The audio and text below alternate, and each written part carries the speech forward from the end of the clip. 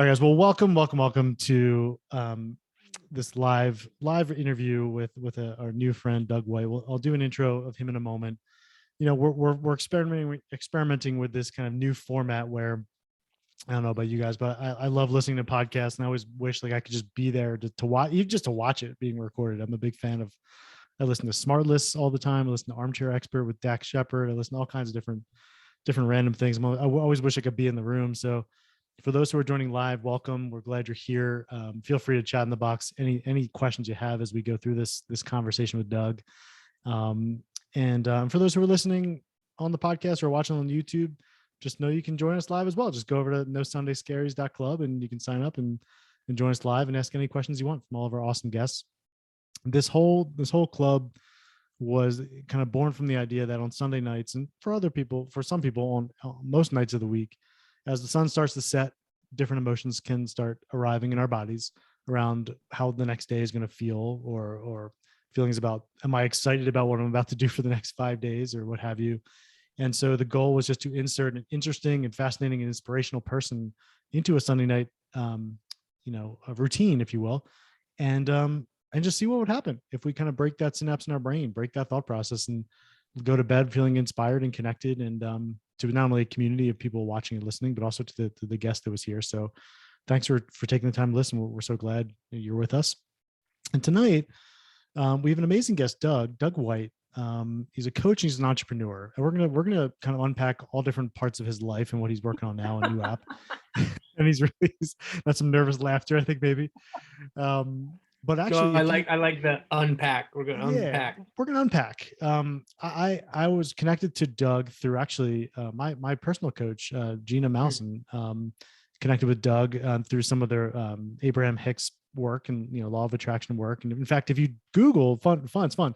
You can Google Doug White and Abraham Hicks, and you actually get to hear him being interviewed on stage, which is, for those who know, that's a big thing. So multiple times, right, Doug?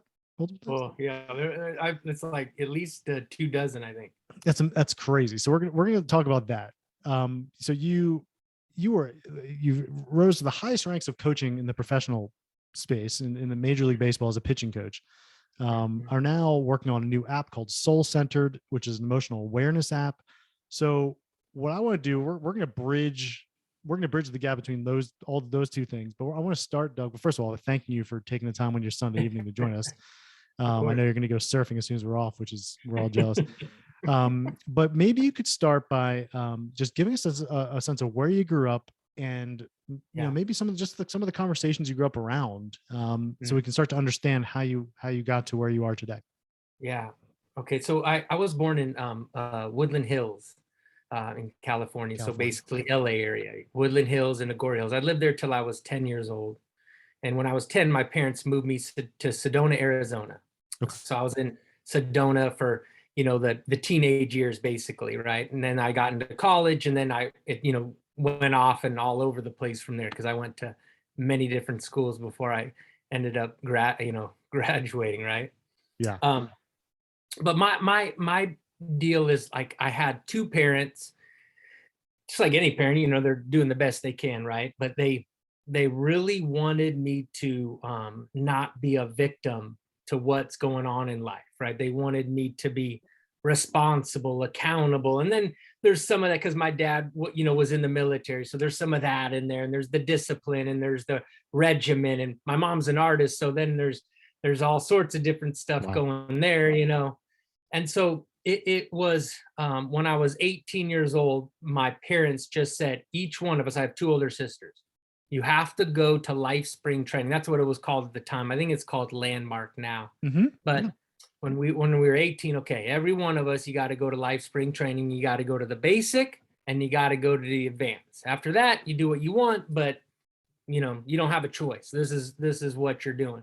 And really, for me, that totally switched my world, because when I was a kid, I was a victim. I was like, this is unfair. What's going on here? And where's my share? And where, my head was, as far up my, as you could say. And I was never going to have a very fun life. It was just not going to be very fun.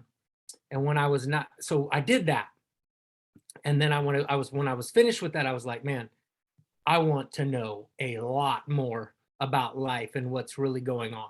Mm. And then so at that point in time, my mom got sent a cassette tape.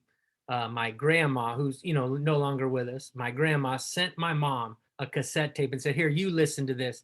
It seems too simple to me."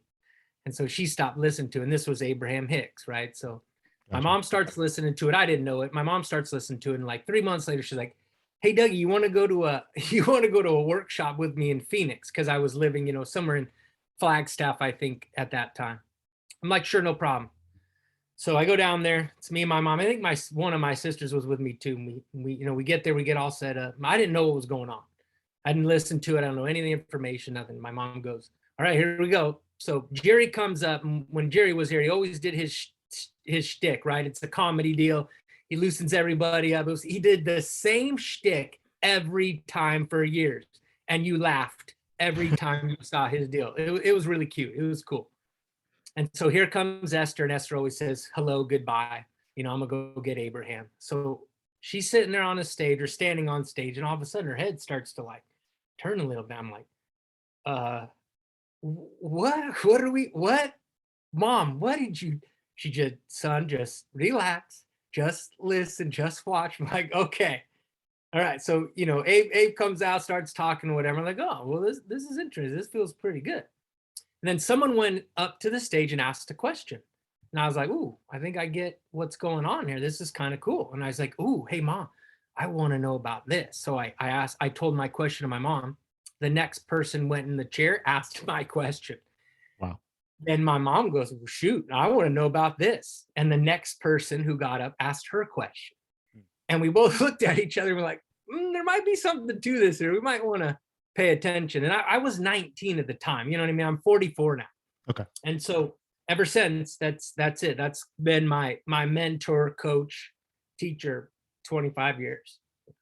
So were you always an inquisitive child? I mean, it's a fairly evolved thought process. I mean, did your Yeah. family, and also I'm curious too, like to me, it speaks to a family with a very open-minded perspective, a very abundant perspective. Yeah. Is that, so I'm reading that correctly? Well, it's like, well, first of all, I always wanted to know why. But like when I was a kid, the why was coming from, why is this not, or why is that, like what the injustices, the unfairnesses, that was the why I was asking. Okay. But once I got into that LifeSpring trend, I kind of understood. And then I call LifeSpring the bachelor's degree, and I call Abraham the PhD. When I understood what was really going on, then my whys and my whats and the who's and the how's, those were different types of questions. Meaning it came from a different feeling place. And that is a totally different way to live a life when you're asking about why are these injustices happening compared to what's behind this? Like what's underneath? What's the undercurrent? What's the vibrational place of what the heck is going on? Now you have an understanding of how life is working, whether you like it, good, bad, ugly, whatever. Like that's everybody's own opinion and perspective. But to understand what's at the root of what's going on inside this universe, for me, I had to know, because I don't want to be here unless I'm understanding what's going on, because I want to make sense out of my life. Hmm. I want to make sense of what's going on here and bring meaning to myself. And it's funny, like I'm gonna get I get emotional because like I'm in the moments that like every day as I discuss this, I discuss it from like such a place of like wanting people to understand what's going on. Like, can we please just have a little bit of this clarity to go through life with, right? And at the same time, I'm stepping into this clarity more and more. So I'm becoming more wanting to show up and be who I am and speak who I am and this type of thing, right? Mm-hmm. But so with that, I get emotional because like at a place like this, because it's more energy. Yeah. there's people watching me and you are having that one-on-one. So I have this like supreme emotion coming out, but there's still some resistance because I'm still working out some of my own ownership of how I feel Sure. about me. Sure. And so so I'm not crying because I'm sad or anything like that. It comes out because I'm like cutting off the fat, if that makes Hey, sense. Yeah. hey, we feel you 100%. I speak for everyone watching right now and everyone Yeah. listening right now. We're with you, man. We Yeah. appreciate it, the vulnerability too. And for those who don't know Abraham Hicks, don't know the events you're talking of, um, Yeah. can you, since you're more qualified than I, can you give an overview of what it means to you, what these events actually are, and Yeah. what you learned as a result, or what you are learning as a Yeah. result of this practice? So the simplicity of it is just there's a little bit of background of how the universe works, like what's the energy inside the universe. So it's a very simple deal. It's vibration, attraction, emotion. That's it. We live in a vibrationally based world. That's a science deal. Like you don't even have to stretch for that, right? That's Hmm. a taste, touch, smell, all that thing, right? It's all vibration. Hmm. This table that I'm putting this computer on, all we're vibration. That's all vibration. Okay, which means we emit a frequency. Everything's emitting a frequency. Okay, because Hmm. that's what we hold as a vibrational being. You hold a frequency, right? But it's also an attraction based universe, which means the universe is yielding back to you the frequency you emit out. Okay, Okay. but the kicker of it all is the emotions. The emotions are your interpretation of the frequency, the vibration that you're putting out there. So if Mm. you want to understand what you're emitting into the universe, you can do one of two things. You can either get aware of how you feel more consistently, because that'll give you a big insight into what's really going on for you, right? Mhm. Or you can just look around in your physical world, like what's showing up for me, because the universe is giving to you what you're yielding out there. And it's not a question. It's not like you don't have to play a guessing game. You don't, it's that's how this world works. Now, to be able to know all the reasons why and connect the dots to everything's like, wow, like that sometimes you got to let go of. You can't necessarily do that. Mm. But as you continue to practice this and you understand that's the root of what's going on inside this universe, that's I call it the recipe to the soup. You understand that recipe and then you keep continuing to touch, like to check in on it, Mhm. you get more and more clarity with how you live your life. Mm. And then you also understand big time that the clarity comes from you allowing yourself to feel good, because there's not much clarity when you're on the bottom half of the scale, like emotionally wise. Like if you're in those not so good feeling emotions, Mhm. you have access to those frequencies of thoughts that don't feel very good. So, and there's actually chats in the box already that support this, but you for everyone listening, for everyone watching live right now, like we can feel the energy coming off of you. And your laugh too, which is the best. Are you saying then that, so before you started attending the Abraham Hicks events when you were what, 19 or give or take? 19. 19. Before that, did you have the same energy, or did attending this help you to unlock and figure out what you wanted your energy to be, what you wanted your vibration to be? That's a good question. I think that it allowed me to understand the person I wanted to be Yep. more and more, but also just the overall, it's just the way I wanted to feel, because it wasn't really fun being a 16, 17, 18-year-old kid. Like I would say a punk kid. I wasn't a punk, but it was just like I was a baby. Mhm. I was I mean, these are not very good terms that I'm using right here. They're lackful terms, but it's like I was a baby. I was like, why are they getting something that I'm not getting? And like all these questions that were like, dang, Doug, you're just shooting yourself in the foot, you Yeah. know? Yeah. But the basis of it is that I was wanting something in my life. So I was so singularly focused when I met Abe. I got introduced to that information because I wanted to play professional baseball. And I wasn't a very good pitcher, but I wanted to play. I needed a faster fastball. That's all my questions at first when I was Hmm. doing the Abe thing, right?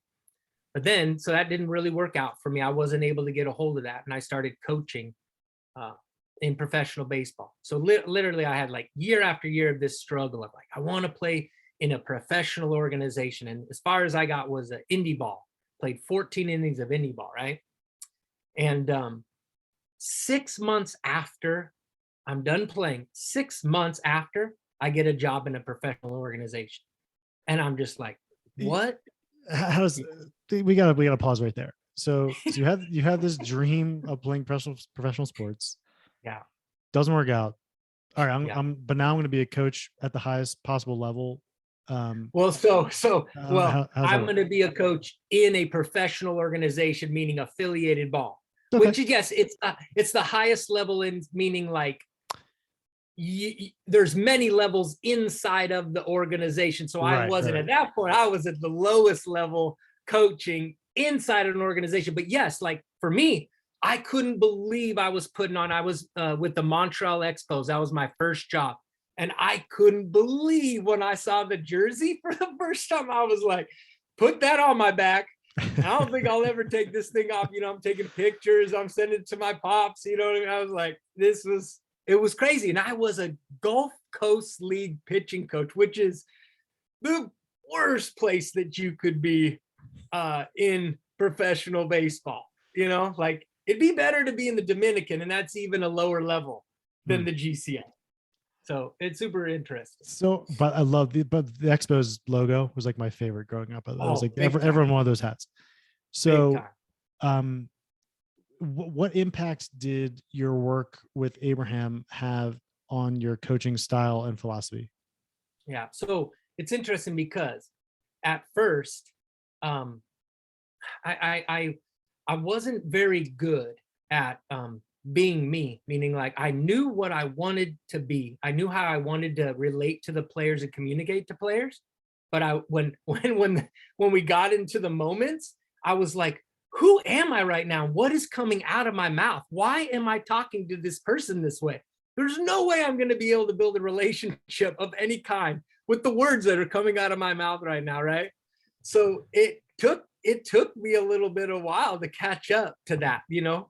I remember seeing this one coach. He was in a level above me, and I remember him like communicating with the players, and he was so light and he was so easy, and it was fun, and the interaction was quality. And I was like, that's what I want. Like, why can't I be like that with the guys? You know what I mean? And so eventually I let that come in. But my ability to understand what I was thinking and feeling about myself was the greatest gift that this information gave, because I didn't have a lot of belief because I wasn't a player. You know, I didn't have I didn't have the baseball card. I didn't have all these stats. I didn't get anywhere in the game. And when I got in the game, like I'm going to spring training, there's dudes at every single level that I never touched, you know? And it's like I'm coaching these guys. And so my belief system about my ability to coach somebody, it wasn't very good. And so I had a lot of growing to do in that matter. But if I didn't understand this relationship between emotional awareness and my thoughts and my feeling place, no shot I would have ever got to the big league. So are you saying that what I was hearing, were you saying we were kind of forcing it as a new coach? Absolutely. Right. Absolutely. And like I had there was a way you needed to be, right? Like almost like, let's say I'm a dictator, or I'm a disciplinarian, or as the coach, right? Like this is how it needs to be. And like when you get to the big leagues, that's not even close. You do that, and there's not one dude who's going to open up his heart to you, not even close. So, but that, you know, I didn't know any better at that time. You know, I'm learning my way, but I knew how I wanted to feel. And so that was my goal. I knew how I wanted to feel. And then I knew when I was communicating to somebody, this is not how I want to feel. Okay, here we go, back to the drawing board. How do I continue to go through this process? Yeah. Yeah. So, and do you think that a term I've been hearing swimming around me a lot lately has been imposter syndrome, and also in my head too? Yeah. So are those two thoughts connected, where if I'm not feeling good enough, then I'm going to force it? You know, I got my dream, got my jersey on, and now I got to show up and be someone different than myself because I haven't played ball before. You know, Yeah. So how would you coach someone who's feeling that way, like who has imposter syndrome? What advice or guidance would you give to someone listening that may be thinking that right now about what they're doing or what they're about to do tomorrow? Yeah, that's such an interesting question, man, because imposter syndrome is like the new, even though it's been around for a while, but now everybody's talking about it, right? And so there is no imposter syndrome. It's just a belief you have about yourself. Right. So you just don't really own what you're doing yet. Like you don't realize that you just physically manifested something. The universe can't hand you something you're not ready for. It's vibrationally against, like, it doesn't work that way. Mm. So you're just looking at something with a perspective that makes you feel less than. So there is no such thing as imposter syndrome. Such the same way there are no boundaries. Same way there are, like, the universe doesn't work that way. So like the way I always, like, and I get all sorts of fun conversations when I say some of these things, right? Like I wrote an article about healing. Like, Hmm. there is no healing. In a vibrational term, there is no healing. Yeah, if you cut yourself, you break an arm, what, right? It needs to heal, physically heal, absolutely. But your vibration doesn't need healing. It's energy, it's air.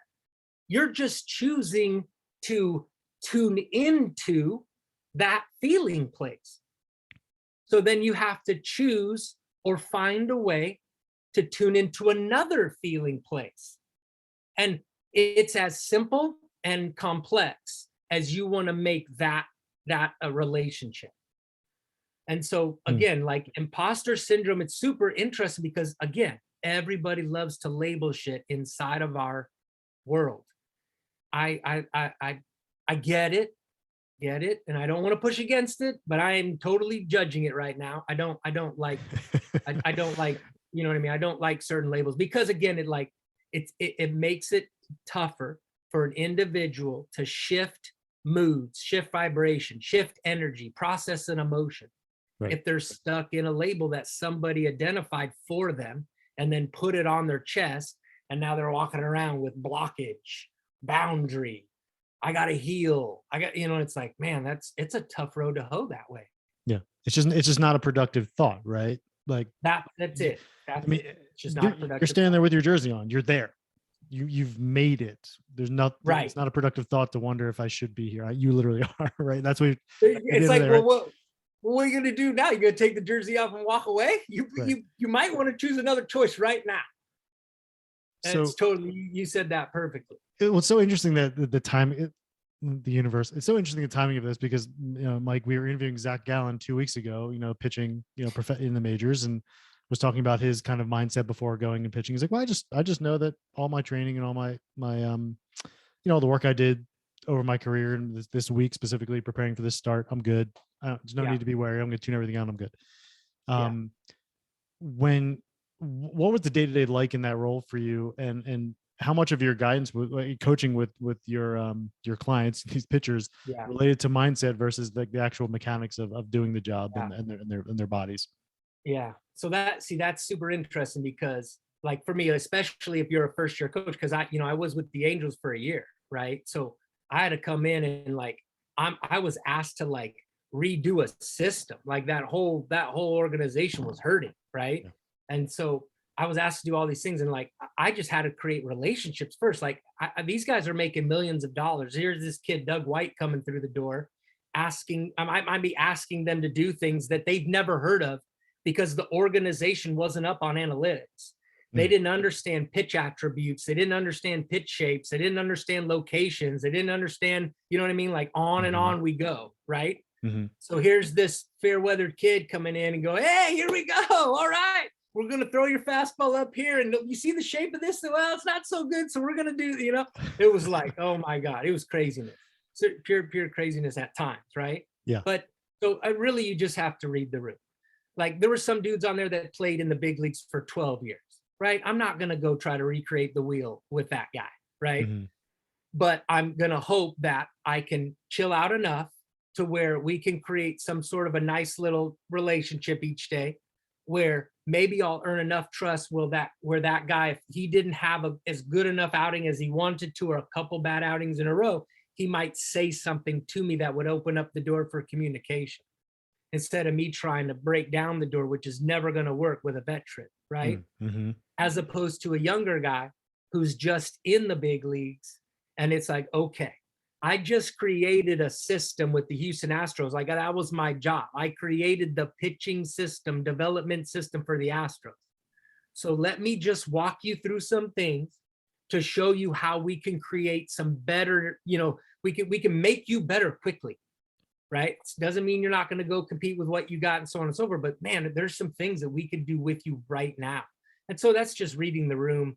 And sometimes you read it right, sometimes you read it wrong, sometimes you hurt somebody's feelings, and you just can't be responsible for all those things because you still got to coach the way you feel you need to coach. Mm. What I heard there too, I want to zoom in on just the fact that like lifelong dream of being in the big leagues. Yeah. You're there. Yep. And a lot of us may have the tendency to, at that point, force things because like, we're finally here. We're just going to go. We're going to do it. We're going to do it all. But what I heard there was like, you're going to let some things come to you, even in that, even when you finally made it to the biggest dream of your life. You're there. You're in the room. You're in the locker room. Got the jersey on. You're still going to just wait and let it happen. And what I've learned through working with my coach Gina around the Abraham Hicks stuff is patience. And even though it may be my lifelong dream, I'm going to put it out of my mind. Mm-hmm. How the heck do you do that? Yeah. How do you get the patience to do that? Well, but that's everybody's opinion too, because there were times where I felt I was pretty soft and easy and letting things come, where you might ask the next guy and he's like, no way, you were totally like, you didn't need to say that, or you should have waited or whatever. So all that stuff is opinion as well. But what I can do again with with emotional awareness, with understanding how I feel, I just knew how I felt when I was giving information to somebody. I knew how I felt when we were having a conversation. And if I knew inside I was calm, cool, collected, I was coming from love, I was coming from authenticity, I was coming from this, you know what I'm saying? Yeah. And I'm not responsible for how another person's supposed to receive that, right? But I did my due diligence of setting my alignment first before the conversation happened, so I know we're good. You see what I'm saying? Because sometimes you piss somebody off and it takes them 2 weeks to come back and go, all right, I see what you were saying. I get it. Because that happens all the time in coaching. Is love a big thing in the major leagues? Is what? You mentioned love. You mentioned you're leading with love. Is love a big thing in professional sports? For me, it has to be, because in my opinion, there's a lot of players, especially in the big leagues, because most of the guys in the big leagues didn't come up from this new school of thought, right? Understanding analytics and how to bring that into making better decisions about coaching, right? So for me, it was like a necessary, because I needed them to know, I wanted them to know I actually cared about their livelihood. I actually cared about what was going on. I wasn't there just to like throw shit at them and see if they could, you know what I mean? Like they already got enough pressure. You know what I mean? They already got enough asks. Yeah. You know what I mean? I wanted somebody to like understand, like when they were talking to me, at least the guy cares. Even if I don't want to listen to anything he says, at least I know he cares. Okay, cool. We're good there. Got it. So to walk us through your transition from the current role to now the soul-centered workshops, and then the mindful vibe and podcast, which we want to hear more about, and then consulting as a perspectives coach. I want to know how did the transition happen, and what are those things? So it's interesting, man, because I spent 17 years coaching baseball. 17 years coaching baseball, either professionally or in my own business, because I own my own business in the middle there for like 3 years. Okay. And so it's like, I was so singularly focused. Singularly. I need to slow that word down every time I keep singularly focused, right? And so I now have like, I got my hand in, I'm just like, well, this is kind of fun. This is kind of fun. Why can't I do this? Well, who says that? So what happened was when I got relieved of my duties, right, with the Angels, I had a little time to like go, okay, do I want to go back, right? And I took interviews and I did all that thing, and I was like, man, it just doesn't feel right. Like, first of all, I don't want to go back to the minor leagues. I know how that works. I already created a system. That system is freaking gold. We did an amazing job there, and like, but there's nothing else that I need to do there, right? And especially if I was going to go to another organization where they were going to actually have to have me like answer to somebody and go through the bureaucracy. I was like, dude, I've been there, done that. There's no shot I'm going through that again, right? So I just was like, man, there's something more for me. I'm not quite sure what it is, but there's something more for me. And so that's literally what I'm in the process of figuring out, if you want to call it that, right? Mm-hmm. So in the meantime, what I've done is, like, for example, me and my sister, Jennifer Huberty, she's the director of science for Calm. So I think it was a year or so ago now, we started a podcast called Mindful Vibing, and we did a full season. I think there's like 29 episodes up, where it was my sister and me going back at it. So I was coming cool. from the, universal law stuff, and she was all science, and we saw how we could combine that together, and it was fun, right? I did that. I do perspective coaching. I call it perspective coaching because I in no way, shape, or form do I want to call myself a life coach. I want no part of that whatsoever. I'm not a life coach. I just understand vibration, attraction, emotion. So I attempt to explain that to somebody, give them some practices, and then we have conversation. That's it. I'm not trying to figure out somebody else's life for them. I'm not trying to give anybody any answers. I just know and understand how to use universal law.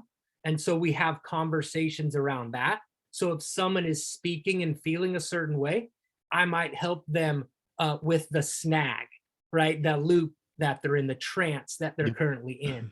And so that I do that there. I've been doing some performance coaching lately with a couple professional athletes. So we're seeing how that goes. But the main ones now are the soul-centered workshops. I've been doing those now for 7 months. We've done 6 workshops so far. We do one a month. We're switching over to San Diego. I was in Phoenix doing them once a month. Now we're switching over to San Diego. That's basically purely about emotional awareness and the relationship that you can cultivate with yourself. And so what we do is we break it down into 5 phases. We go through these 5 phases so that someone can understand this information, practice it in real time. We give the feedback, the suggestions, the guidance of those practices. So hopefully after the 2 days, they feel good enough to go then put it into work in their life, right? So that's like a normal thing I'm doing. Like that thing happens every month, right? Got Okay. it. But a year and a half ago, I had this idea. A friend came to me and said, I want to do a business with you. And I was like, that sounds kind of cool. Okay, what are you thinking about? And so we started thinking about ideas, and I thought of this one.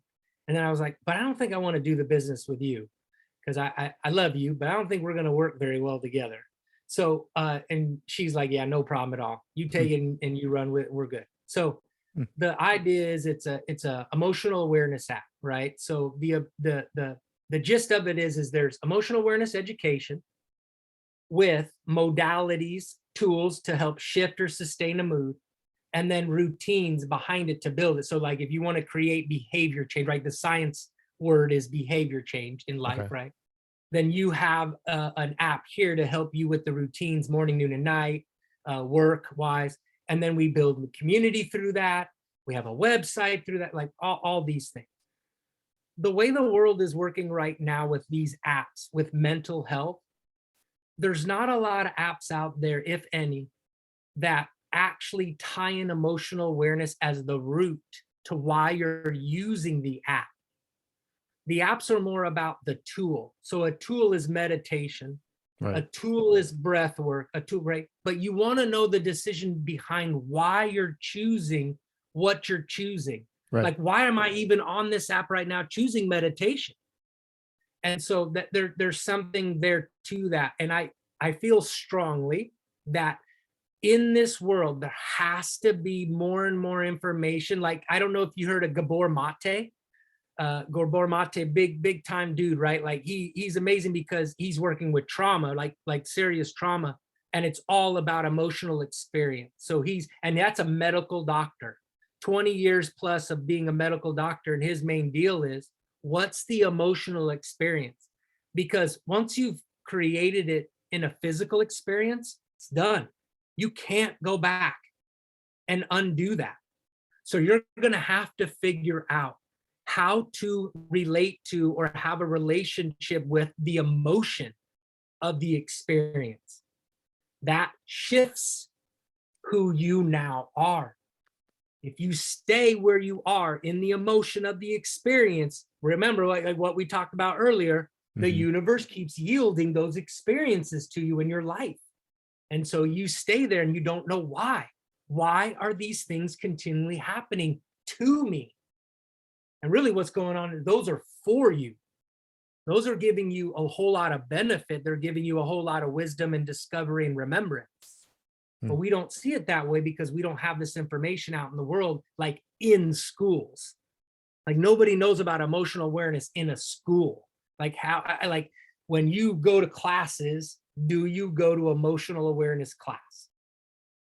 Like, do you know there's more than 4 emotions in this world?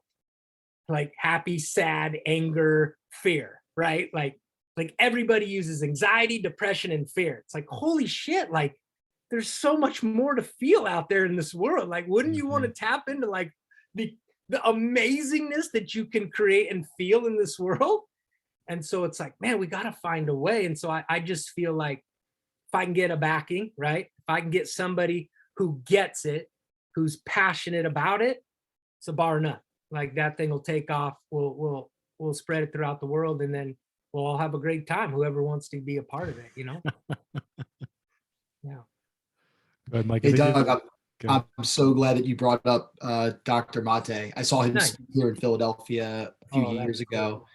Cool. Just an incredible mind, and being having attention deficit disorder myself, being diagnosed when I was young. His book, Scattered Minds, really spoke to me. That's awesome. You've kind of touched on this a little bit. I'm just curious what you say to people that have a fear of going inward and discovering themselves. Yeah. Well, I don't think you have a choice because of the way our systems work. Like what we want to just do is talk it down. It's kind of like the way we could talk about trauma, right? Like everyone's trying to keep a secret. Like, please don't see me. Don't really see me. Like for example, like everyone in this room, whoever's listening here, and hopefully thousands upon thousands of people are going to listen to this podcast once Jake throws it up, right? We've all picked our nose and eaten a booger at one point in our life. Not one person has not done that. So it's kind of like, but don't let anybody know that I have felt fear before. Don't let anybody know that I felt it. Like everybody's feeling these emotions every day because that's who we are. We're vibrational beings. We have to feel emotions. It's our guidance. But yet we have a society that's like, don't feel that. Look over there. Change this. You don't do that. You can't do that. You're not smart enough. You're not old enough. You're not like, well, whatever all the bullshit is. Like, dude, super simple. If you don't choose to go inward, if you don't choose to go inward, then you're not going to ever live your life in a deliberate manner. So it's okay. You never have to choose to go inward. There's not one person. I'm not telling you have to, but I'm letting you know, if you really want to upgrade who you are as a person and how you want to be in relationship with your life, you don't have a choice because you want to know how you feel. I think what happens is when people say you go inward, is that means you got to go back to when you were 7 and you might have gotten abused as a child, and you have to bring all those emotions into the room and you got to figure out what went on. And I don't agree with that in the least bit. So that's where we'd have to have a different perspective on how do we go inward? Like, what's the basis of going in? It's like, whenever you coach anybody, right? Whenever you're talking to anybody, what's the basis we're working off of? What's the foundation we're working off of? Because then I'm just going to be confused. Like, you told me this, and then you went left, and then you went right, and then you went up, and then you went, like, God, you're killing me, coach, So I think that's part of that deal with the inward. Right. Yeah. So you're saying that with your app that's in development, Soul Centered, that you'll help us, the app would help the user actually understand their current emotional state before then prescribing something. Yes. Right. And we wouldn't prescribe it. So they would check in feeling a certain way, understanding their emotions. They would click on one of those emotions, right? And then it's like, okay, well, what do you now want to do about it? Here are the options. So the options would be meditation, breath work, movement, laughter, drawing, and writing. Because those are all science-based, evidence-based. So there, if you want validity, right? If you need a doctor to give you the handoff on it. Mhm. So here's the validity. These things absolutely positively work. So we want someone to come on feeling a certain way, being deliberate about what they do about it. And then they get off the app going, oh man, I shifted. Wow, I do feel a little bit better. I feel a little bit lighter. And now they go, oh, I can do that. Like, that's about me and my relationship. It's not about anybody outside of me. That's really cool. Maybe I'll use the app more often. Well, cool. Now we have some routines for you to be able to build on that. You know what I mean? And so on and so forth. So I don't know. I hook 'em. love the idea of a perspectives coach. I think there's something about that's so Yeah. powerful about that word. It's like, wait a minute, that's a whole nother way to think about this. Like, what is it's just a perspective. It's not the reality. It's just my perspective on what's happening. Yes. So I know we're running tight on time. So before we end, I'm going to obviously ask you to share how people can get in touch with you. Cause I know you're going to be looking for people to test out this app at some point. I want to make sure people can connect. Before I do though, I feel like I need to ask you this question. I'm so curious your answer. If you, and I stole this question from Tim Ferriss, so I can't take any credit. If you could have a big billboard, Doug, that the whole world could see, Wow. what would you put on it? Oh man. That's a super interesting question. What would I put on it? Man, maybe I would put vibration, attraction, emotions. Maybe that's something I'd put on there. I don't think I'd put anything personal, me, you know what I mean? I might put on there, go hug someone, because every once in a while I like to say, go hug someone. I might put that up there. But that's a super interesting question. Well, let me ask you this then. Let me ask you same question, maybe a different way. Yeah. Everyone listening clearly can tell you have a real positive, awesome vibration that's going to last well beyond when people hit the end button on the podcast or on the Zoom, which is super cool. Awesome. But if let's say it's a great morning, right? Sun shining, you got the surfboard on the back of the car, you're heading out to catch some waves, and man, somebody cuts you off, and you have this moment of a wobble where what are you saying to yourself to get back into the Doug White we've just listened to for the past 45 minutes? What are you saying to yourself? Cool.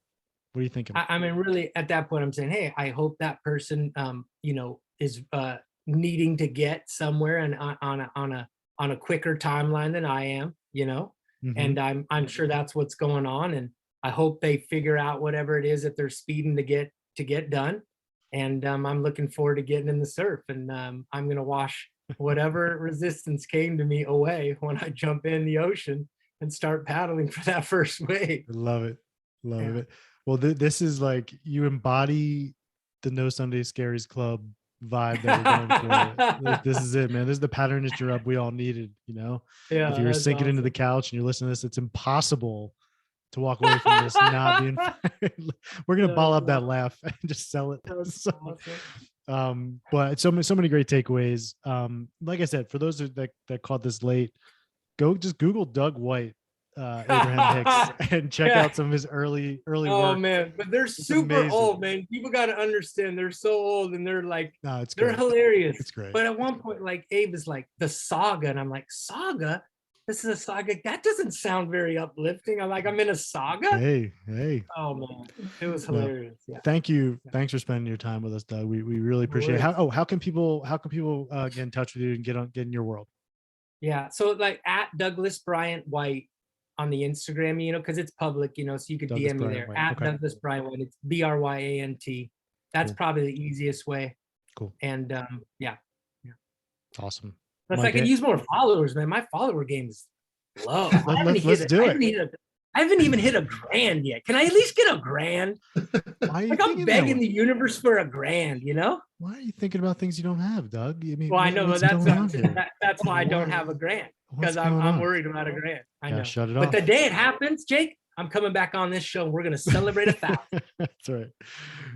Mike, anything you want to add here, brother? Glad to have you here. No, I think Doug said it. We have to have him back a little bit further down the line and keep diving. Yeah. I would love to come back. Thank you so much, Doug. We appreciate your time, sharing your story. Everyone that's listening, thank you so much. Appreciate you all, and hope everyone has a wonderful, wonderful evening. And just, take a moment after you turn this off and just think about some of the things Doug said before you go back into autopilot mode. Mm. You know, and I love it. I wrote down there is something there for me. You said that during this podcast, and that's gonna be my new perspective for this week. My new approach is like, there's something here for me, and everything I get a Yeah. chance to do. So thank you so much, Doug. Appreciate you, man. No worries. Thank you. Have a great night, everybody.